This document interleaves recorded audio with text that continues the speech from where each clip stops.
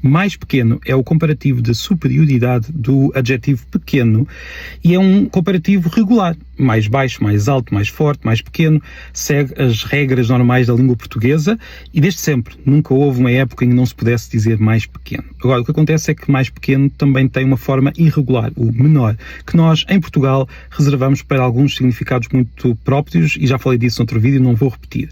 O que acontece aqui é que nós temos uma exceção. No caso do grande, nós não podemos usar a forma regular, temos de usar a forma irregular, maior. A língua é assim, tem muitas exceções, muitas regras.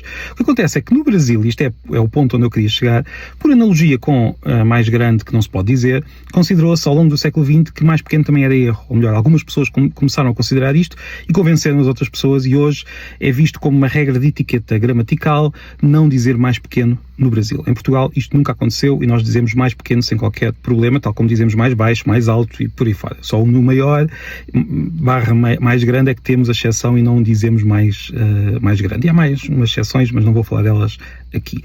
Porquê é que eu estou a falar disto? Porque é um daqueles casos em que temos uma diferença, uma pequena diferença entre o padrão brasileiro e o padrão português, ou pelo menos aquilo que se diz sobre esse padrão no Brasil e em Portugal, porque, na verdade, se formos aos gramáticos mais tradicionais, o mais pequeno também não era considerado um erro no Brasil.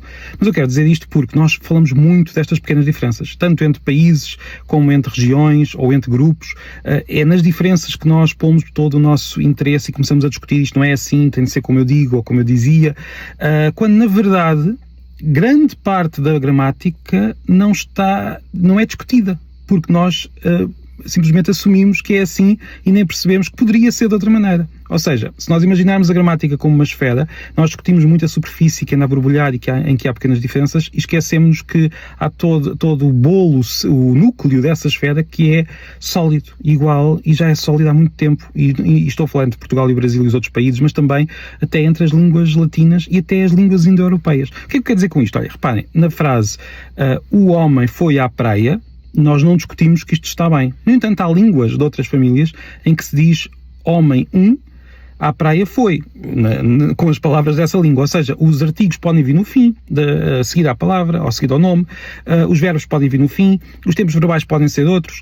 Estes são os aspectos centrais e mais importantes da gramática e esses nós não discutimos porque são tão naturais e não há diferenças que nós acabamos por não perceber que isso é que é o real centro da gramática. Não são estas pequenas diferenças, estas pequenas questiúnculas, para usar uma palavra curiosa, que na verdade são a gramática real. Portanto, sim, há uma regra de etiqueta diferente entre Portugal e o Brasil no que toca ao mais pequeno, mas não é assim tão importante.